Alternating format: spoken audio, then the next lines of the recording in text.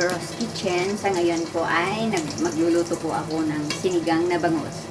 Ngayon, nagpapakulo na po ako ng tubig. Yan po, hindi pa kumulo. Balikan natin siya mamaya. So, ayan mga guys, kumukulo na po yung ating tubig. So, maglalagay po tayo ng ating lamas na sibuyas, kamatis, sili. Isang kamatis lang binili ko kasi mahal po yung kamatis ngayon mga guys. Yan.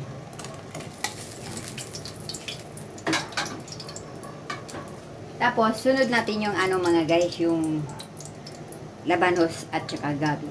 Para kumulo siya at maging malambot siya mga guys. Mamaya po natin ilagay yung ating bangus.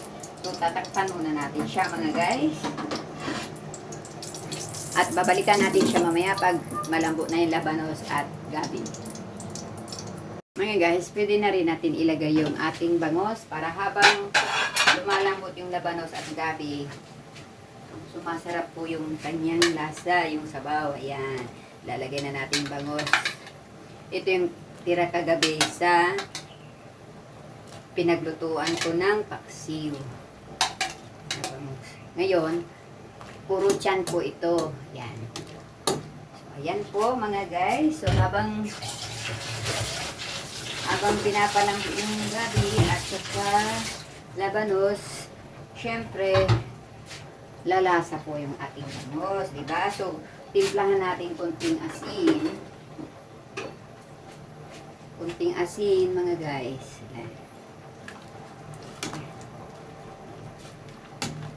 Okay. Takpan po na natin. Balikan natin. Ayan.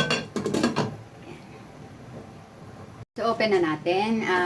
Medyo malambot na yung ating labanos at saka gabi. So, titimplahan natin ng patis. Yan po mga guys. Hindi yata nabuksan yung patis. Hindi nabuksan yung patis. Lang.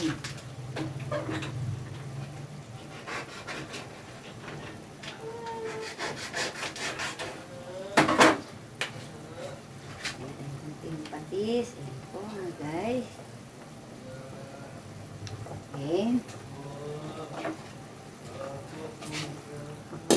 Ayan yung bangus mga guys. Ayan sarap. Lagyan natin ng sigang. Ang sigang.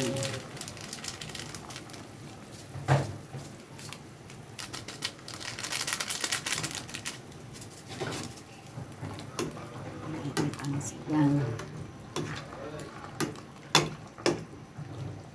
Taste natin, guys. Then, sarap.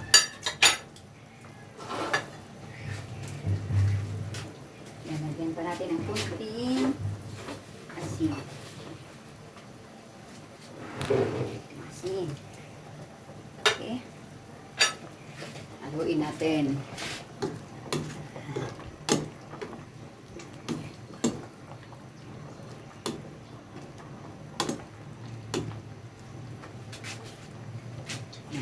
Wow.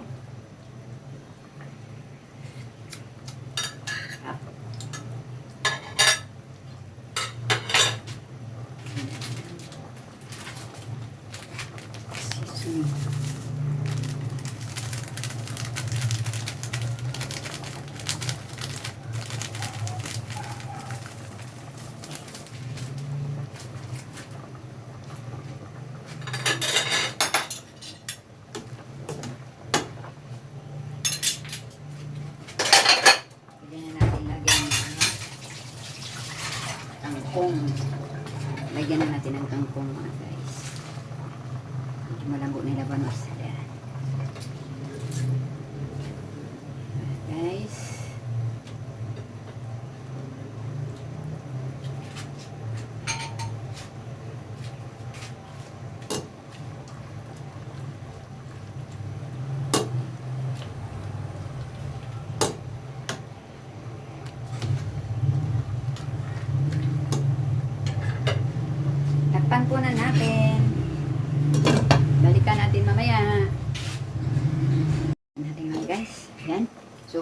Niluto na ko ang kangkong. So, hanggang dito na lamang po. Please subscribe to Bros Kitchen. See you all next time. Bye!